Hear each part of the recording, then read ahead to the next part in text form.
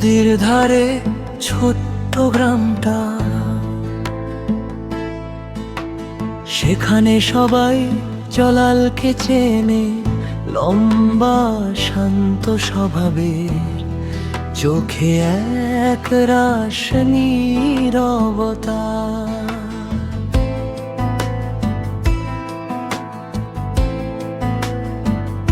কিন্তু জলালকে কেউ চেনে না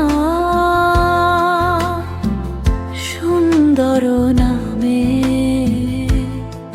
ওই নামটা শুধু একজনই ব্যবহার করত, মায়া।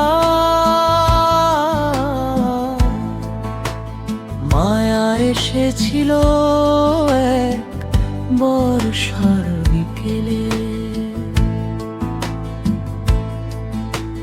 ভিজে চুল, হাতে পুরনো বই, চোখে কৌতূহল। সে নদীর ধারে বসে পড়ত, আর জলাল দূর থেকে তাকিয়ে থাকতা।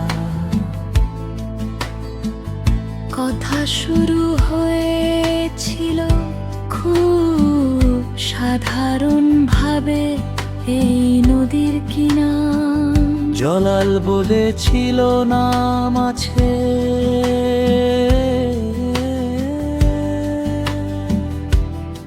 কিন্তু গল্প বেশি।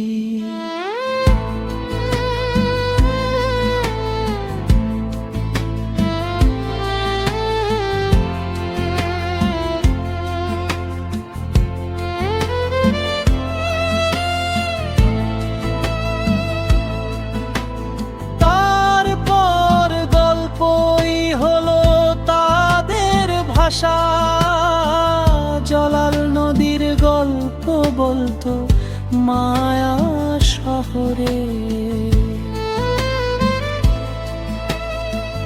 বিকেলের আলো ফুরোলে তারা নীরব হতো, কিন্তু নীরবতার মাঝেও ছিল বোঝাপড়া।